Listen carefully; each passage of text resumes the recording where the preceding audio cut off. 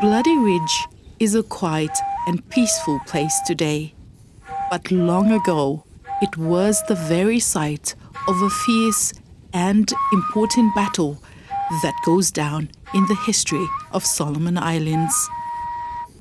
The green hills we see now were once covered in fire and noise during the Battle of Guadalcanal during World War II.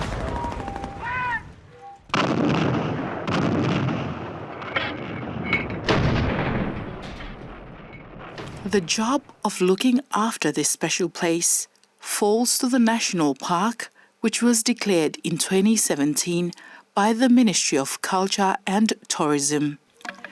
The project coordinator for the Bloody Ridge Memorial Park, Joanna Sautehe, shares that their work is more than just maintaining the land. Okay, so way back in 2009, John Innes, maybe you heard him, that fella name before, he was a historian, and also Sir Bruce Saunders. They came up with the idea that Ini should get a historical park, no, a national park where Bahem represent him now, or battles we have to fight him inside Los Solomon Islands and mostly here along Guadalcanal. So in 2016, government hem aquarium now, this area where you're looking behind Lomi and where in stand, and then in 2017 it was declared as a national park. We are looking after a story that is important for generations to come, she explains. Basically, on Guadalcanal, we've lost all the sites we are at the fighting wall.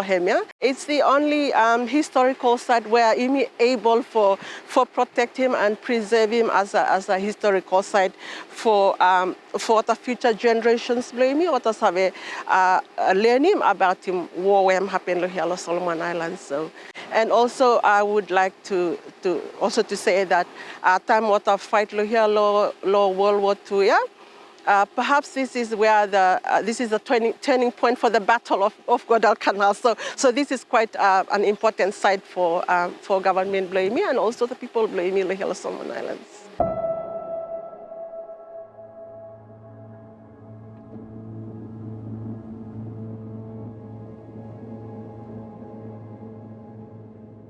So this particular battle was the second time that the Japanese and American had a big clash.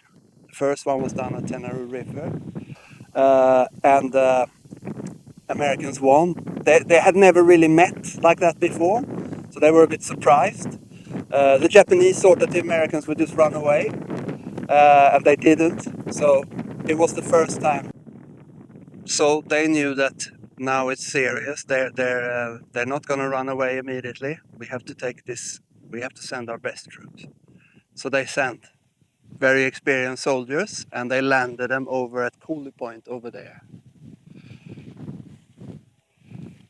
And what they did last time when they landed there, they followed the coast and just walked into the lines. That didn't work at all because all along the coast, the Marines had barbed wire and mines and machine guns. So that's what happened. So this time they thought, we'll walk around in the bush until they saw from the plains this particular hill, bare with grass on. It's like a road to the airport. But I thought they walk around, come up here, and just go straight down to the airport. So this one was called, the Japanese called the Centipede Hill. So it followed like this. The Americans never thought that anyone would take the road through the jungle because it's very wet, swampy, you had to carry all your gear. They were like, that's impossible. So no one really believed that was the case. The Solomon Coast Watchers, the scouts, they started to come back and report. There's a lot of Japanese over there at Coulee Point. they didn't really believe them. The Americans, we haven't heard any reports of that. And maybe there's a few hundred. And they said, no, there is at least 3,000, maybe even. They kept insisting, and eventually they sent the raiders to go and have a look.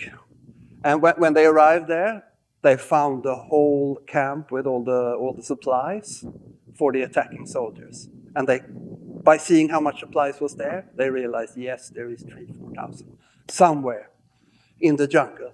We don't know exactly where. So they realized now the attack is coming. So they came here. The soldiers thought they were going to have a break, but their officers told them, there's not going to be a break. Those guys over there are coming this way. And that's exactly what happened. So when they came up here on the hill, they only had one day to dig in. There was no one here. And the Japanese, meanwhile, were in the thick bush coming this way. There was no native villages here then, so no one could tell what's going on. But scouts were saying, we know that there's a lot of Japanese south of this hill. This was called Lunga Ridge before it was Bloody Ridge. Japanese, they always like to attack at night. So on the 12th, they were over here. They realized this is very steep. So they realized it's going to be very tough to attack up this hill. So they just kind of moved in the darkness.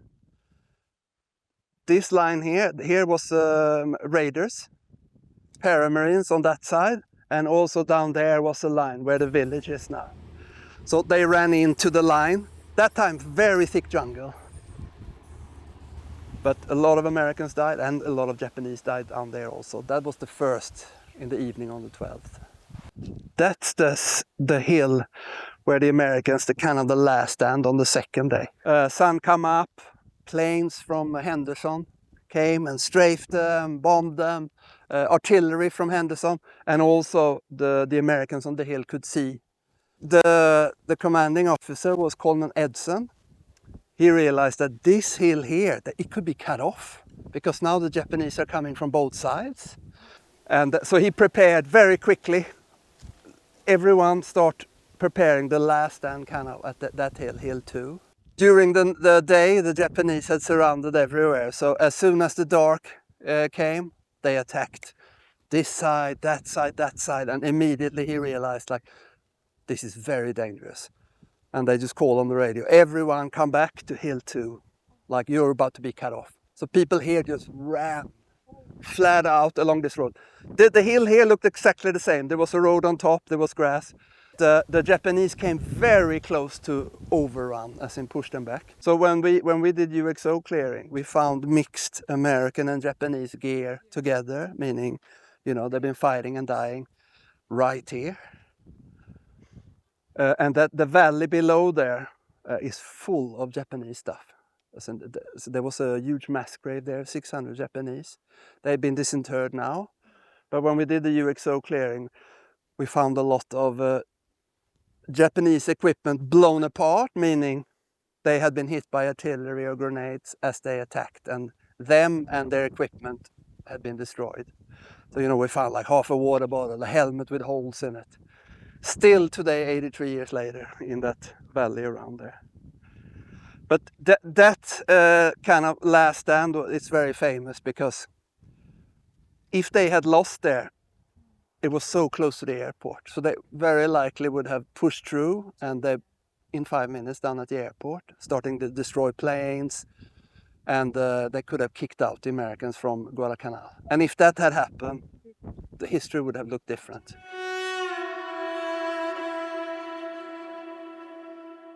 The chief ranger is in charge of all the ranges. He makes sure they do 2 main jobs. They protect the history of the ridge and they take care of the natural park. The rangers are the people we see working every day. Up the hills, down the valleys, they fix the parts, they clean the area, and most importantly, they help visitors understand what happened on the very land of Guadalcanal that marks a momentous history in the timeline of World War II. Because of their hard work, the memories of the soldiers who fought here is kept safe and honored. What we want to do is that park here is that we will mainly securities for keeping the safety block the tourists who are to come and other visitors who are to come outside, both within the Solomon Islands, or the locals, Lumi, or Picanini, whoever, where black visit there, we will securities or park rangers make sure that there is safety for everyone there. And also, we will not only provide them security no more gate, we will also do cleanups inside the park, and also we will buy some patrol too around this boundary below this park. Yeah? There are certain times where in a week we will maybe do him twice, patrol around him, check him boundary. If there's anything where happen within the boundary, people gardening or whatever, we will have to tell them what to stop or move out from boundary below this park. Not only we will sell but we also engage community people. Yeah? People start for understanding now what developments where happen within the park. So whenever we will call for help or come for worker, what community people there, what willing and what come in numbers too, yeah. But if we will get them stuck a little bit, we will provide for everyone. Otherwise, we will take them in few numbers no more for cater for that day for pay more. This one have me one for community road, yeah. This community road because community will stay this side there. Soon road will use him there, go inside the park, by me soon close. So we will have to do now this alternative by building this road. For help them now, community decide, yeah? And this is an option for this group to decide. And this time, as park start to develop now, me bring him some big changes here. Changes here now, as me tell him, as by looking that rangers where me employ him for work as security officers here, me give him changes for what for employed, yeah, for take him selling to help him families blotter.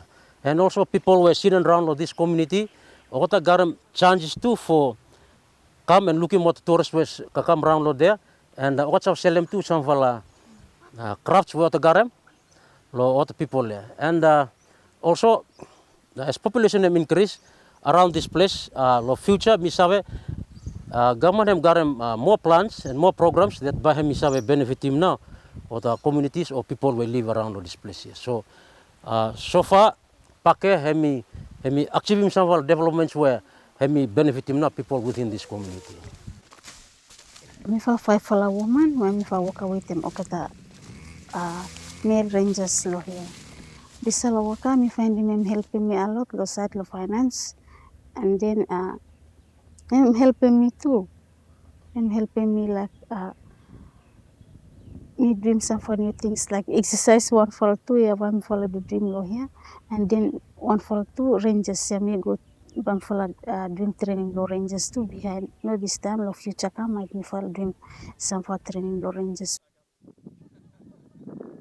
Me like for talem lo public no more oseme this park lo here am not allowed for drunken peoples or people where you come for just walk about or make mess no more or the kind oseme that place is not allowed for you, yeah. You come, you sober, come with your families, blue, then you come for side visit, or you like for doing, like students, you like come for doing studies or history, you come like blood rich, you are most welcome, yeah. But those where you come, or some you drink, then you like come for just for take chance no more for drink lo there or stay lo there or enjoy yourself lo there. This is not a hotel or this is not a drinking bar. Hemi National Park lo Solomon Islands. This park is a flagship of this country, Solomon Islands.